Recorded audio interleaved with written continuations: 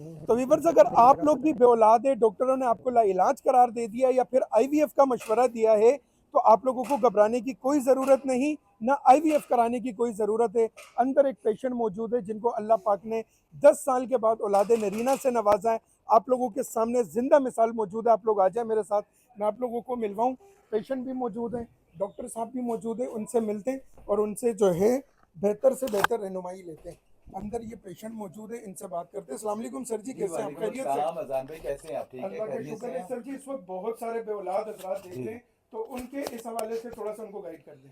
جی السلام علیکم ناظرین، 10 سال کے بعد اللہ تعالیٰ نے ان کو اولاد نرینہ سے نوازا اور ان کو بھی آئی وی ایف کا بولا گیا تھا۔ بہت سارے لوگ اذان بھائی آئی وی ایف افورڈ نہیں کر سکتے ہیں تو وہ بیچارے پھر ہربل میں اپنا علاج کرواتے ہیں، لیکن الحمدللہ ہربل میں اس کا پراپرلی اور کامیاب علاج موجود ہے۔ آپ خود ہی سن لیں۔ السلام علیکم بھائی جان، کیسے ہیں آپ؟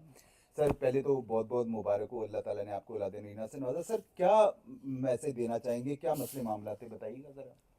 میرے کو کیا نام ہے، ایک دوست نے آپ کے بتایا یہاں پہ آنے ٹھیک کا ہے، کہ میں نے بہت علاج کرایا، بے اولاد تھا میں۔ ٹھیک ہے، کیا نام کیا ہے، ڈاکٹروں نے کیا بولا تھا آپ ڈاکٹر نے کو؟ بتایا آئی وی ایف کا مسئلہ ہے، اب ٹھیک اتنا ہے، مہنگا علاج ہے وہ میں افورڈ نہیں کرتا، 10 سے 15 لاکھ روپے غریب بندہ، مہنگائی کا ٹائم ہے۔ ٹھیک ہے، پھر کیا نام ہے، مجھے کسی نے آپ کا بتایا، آپ کے پاس آیا، آپ سے علاج 4-5 مہینے علاج کرایا میں نے۔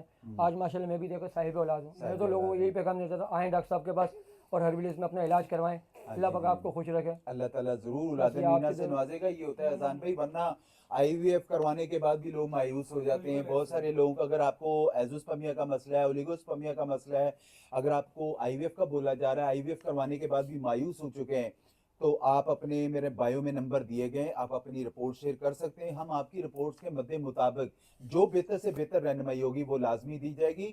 ہربل میں اللہ پاک کے فضل و کرم سے اس کا کامیاب علاج ہے۔ دیکھیں اولاد جو ہے وہ اللہ تعالیٰ کے ہاتھ میں ہوتی ہے، مگر علاج کروانا ایک سنت ہے۔ حضرت زکریا علیہ السلام کو اللہ تعالیٰ نے 77 سال کے بعد اولاد سے نوازا تھا، وہ بھی دعا تھی ربی لا تذرنی فرد وانت خیر الوارثین۔ آپ ہر نماز کے بعد 11 دفعہ 21 دفعہ پڑھا کریں اور علاج ضرور کروائیں، چاہے کہیں سے بھی ہربل کروائیں۔ ضروری نہیں کہ آپ یہاں آ کے ہربل علاج کروائیں، ہربل میں ایک آپ کا پراپرلی علاج ہے اور آپ کبھی مایوس نہیں ہوں گے انشاءاللہ۔